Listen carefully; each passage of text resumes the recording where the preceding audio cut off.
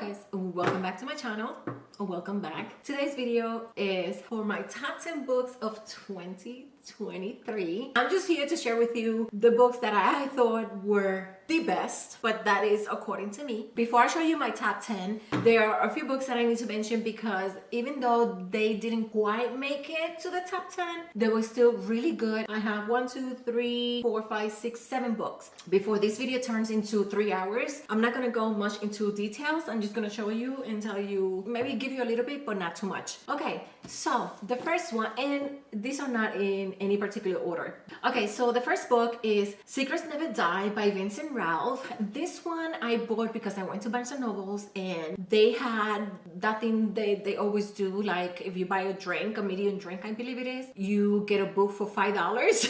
So this was the book. Let me just read you a little bit of the synopsis. Every year, Sam Hall and his friends hold funerals for their secrets in an abandoned hut in the woods that they call the Dark Place. But this year, their secrets are coming back from the dead to terrorize them. This was so good. This is like the sins of the father. They're gonna pay for the sins of the fathers. So it was really good. It was a nice surprise. I'm happy that I picked it up for $5. The next book is the first book in a new series, I believe, The Swordcatcher. Well, the name of the book is The Swordcatcher by Cassandra Clare. And I believe it is the first book in a series. I don't know what it's called. It doesn't say. Nope. I really enjoyed this book. It was slow, yes, but I really enjoyed the characters book. I know a lot of people didn't like it. I did find it to be slow, but slow pace, it doesn't really bother me as long as I'm connected to either the character or the plot is good or the world building gets my attention. But I really liked it and I cannot wait for the second book. If there is a second book, I'm not really sure. The next book that I picked up, it was around October, and is Murder Your Employer by Rupert Holmes and My Master's Guide to Homicide. This is slow. This is not for everybody, but I really did enjoy this. This is a guy that wants to murder his employer, but it is so good. And then he ended up going to this place, university, where they teach you how to kill people, but you cannot just kill people just because you want to kill them. There has to be a reason, a good reason. I don't know if there's ever a good reason for murder, but this was such a treat. And I picked this up because of the title, and 2, because of this cover. It is just so beautiful. I really enjoyed it. It was slow paced, but I believe it takes place in the 1950s or 1940s, and I really enjoyed that as well. The next book that I need to mention, because it was a lot of fun and the 80s vibe, it was Chef Kisses, and is My Best Friend's Exorcism by Grady Hendrix. I really enjoy How to Sell a Haunted House, and when this was going around, I was just like, I need to pick this up as well. And I really enjoyed the vibe.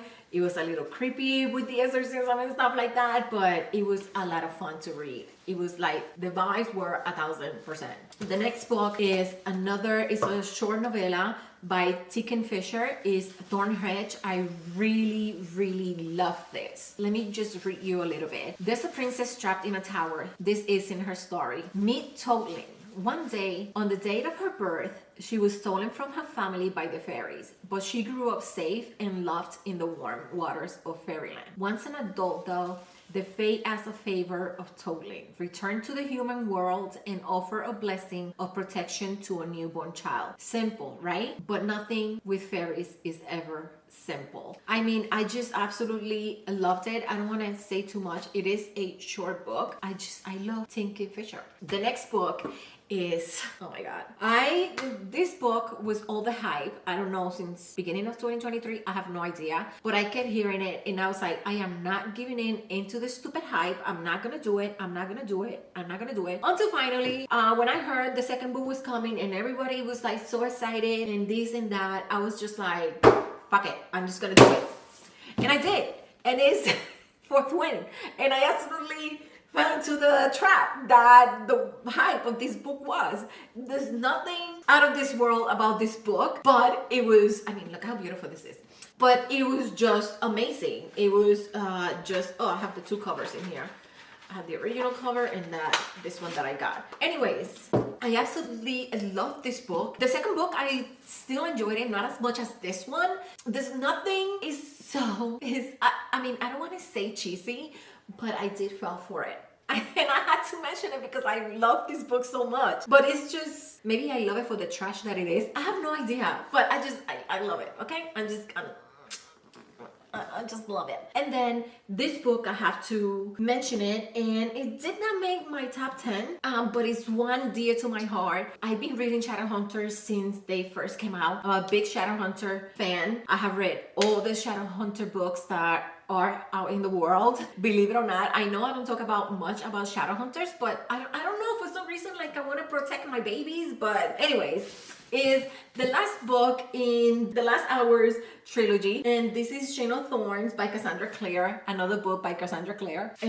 But this one is YA. The other one, I believe, is an adult, even though it didn't really fit, maybe new adults. This is YA Shadowhunters, and these are my babies, and I just love them with all my heart. And I was planning to do a reread in 2024 of all the Shadowhunters, because it's been years since I first read the Shadowhunter books, but I'm going to wait because I believe there's Scrolls of Magic, the other books in that series, is not completely done, so I'm just gonna wait, and maybe 2025 I'll reread all the Shadowhunters books. But definitely this, I had to mention it because this is my baby, my babies, Shadowhunters. Yeah, Shadowhunters for life. So now, finally, we're gonna get into the top 10, and I'm going to start from number 10 down to my all-time favorite book. I'm going to start with one that really surprised me. I thought it was funny, I thought it was unique, and that is A Starter Villain by John Scalzi. I picked it up because, one, John Scalzi, two, this cover, okay? Like, can we look at this cover? And this was really a surprise. It was a really nice surprise. I really enjoyed it. I mean, we have talking cats. This is like CIA, like secret, and it's like crazy dolphins, and it's so amazing. I mean, it's not life-changing or anything, but it was such a good time reading this book that I was just like, can we get another book? Can we get a second book or something? This is a standalone as far as I know, but I really, really loved it. Another book that, I mean, I know probably is like unpopular opinion, but I really love this book, especially after I read the next book that's coming up in this list, this is number 9. Let me just keep track of it. And this is The Wager by David Grann. And oh my God, this is really, really good. It takes place in 1742. January 28, 1742, a ramshackle vessel of patched together wood and cloth washed up on the coast of Brazil. Inside were 30 emaciated men, barely alive, and they had an extraordinary tale to tell. They were greeted as heroes. But then, 6 months later, another even more decrepit craft landed on the coast of Chile. This boat contained just 3 castaways, and they told a very different story. This was so good, highly recommend. Coming at number 8 is this big boy, and this is Shogun by James Clavels, the Ancient Saga. This is the special edition. I really loved it. There's a show coming up. I'm not sure. I believe it's Netflix. I'm not sure. Don't take my word for it. But there is a show about this book coming up. I believe there's already a movie. But anyways, this takes place after Englishman John Blackthorne is lost at sea. He awakens in a place few Europeans know of and even fewer have seen. I absolutely love this book. It's over 1,000 pages. But it was absolutely amazing. It took me about a month, a little bit longer than a month, maybe like a month and a half to finish. But I was just taking my time with it, and I absolutely love it. So coming at number 7 is Boys in the Valley by Philip Fracassi. I absolutely love this. Let me read you a little bit. St. Vincent's Orphanage for Boys, early 20th century in a remote valley in Pennsylvania. Here, under the watchful eyes of several priests, 32 boys work, learn, and worship. I absolutely love this. I believe I read this in October, and it was the perfect time to read it. A little bit of creepy. I absolutely love this. The vibe from this, like, absolutely loved it. Another book that I read and I really, really enjoy is one of Stephen King, and this is part of the hard case crime novellas or books that he has, and this is Joyland. I absolutely love it. This is a coming of age book. College student Devin Jones took the summer job at Joyland, hoping to forget the girl who broke his heart, but he wound up facing something far more terrible: the legacy of a vicious murder, the fate of a dying child, and dark truth about life and what comes after, what will change his world forever. So I absolutely love it. Coming of age, I don't want to say too much. Pick it up. It's really worth it. If you like coming of age Stephen King novels, then you'll like this. It's not really that long, but it was absolutely great. And now coming at number 5 is one that really surprised me. It's about vampires and is by no other than George R. Martin, and that is Fever Dream. I absolutely love this book. Vampire is not Twilight, so don't worry about it. It is not, but it takes place in New Orleans in the 1800s, 1857, and it has to do with all the steamers, Mississippi River. I absolutely love it. You have your good vampires, your bad vampires, and your humans, and it was absolutely amazing. Coming on number 4 is one book that absolutely surprised me. I picked it up because of the cover, and I ended up loving it. To this day, I'm still thinking about it. And is, I'm still thinking about it. I cannot stop. Anyways, it is The Undertaking of Hard Mercy. This comes at number 4 and is by Megan Bannon. And this is about a girl that she works as a mortician, and I absolutely love it. I usually do not write on my books, but with this one, I couldn't stop myself. I mean, I stopped midpoint because I was just like, I can take notes. I'm not that type of person. It was just amazing. I love it. Coming at number 3 is a short novella, and I believe this one is number 9. I'm not sure, but it's The Lost in the Moment and Found, and this is part of The Wayward Children by Shannon Wire. I absolutely love this. I think my favorite one is Down Among the Sticks and Bones, but this one definitely from the very beginning, it just my heart. I was just like, there is some warning here. The author's note says, while all the Wayward Children books have dealt with heavy things and childhood traumas, this one addresses an all too familiar monster, the one that lives in your own home. Themes of grooming and adult gaslighting are present in the early text. Nothing really happened in the book because, she found her door just in time. This series, I just hope they never end. It is a short novella. As you can see, I tapped the heck out of it, but yeah, that was number 3. Now coming in number 2, wow.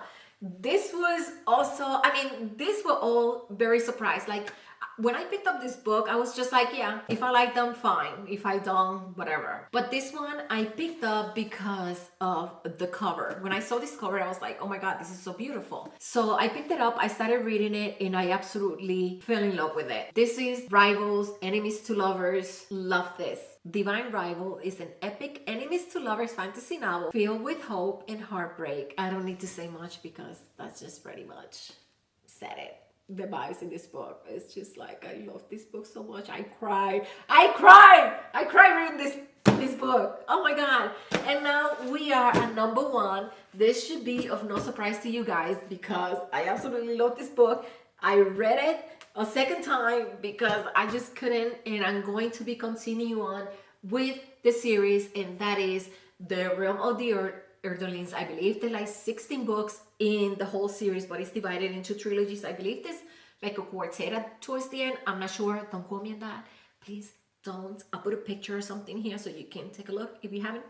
But anyways, number 1, we have Assassin's Apprentice by Robin Hobb. And this is the first book in the Farseer trilogy, one of my favorites. If you cannot tell, look at this, because I don't think there was another more space for this, but I absolutely love this book. And we have a bastard, Fitz. He is the bastard of the king in waiting, and one day his grandfather just dropped him off at the castle, saying, hey, take care of his kid, take care of your kid. And because of that, the shame that he had a bastard, his father rescinded the throne. And this so much here. Like, I don't want to spoil it. I don't want to say too much because I don't know, that might be a spoiler. I really love this trilogy. I did read the whole trilogy. I mean, the series as a whole, I'm gonna put it here in my number one. And yeah, that is all that I have for you guys today. Let me know if any of this book made your list of 2023. I hope you are having a great holiday, and I'll see you in the new year, I guess. I don't know. See you in my next video. Thank you for watching. Bye.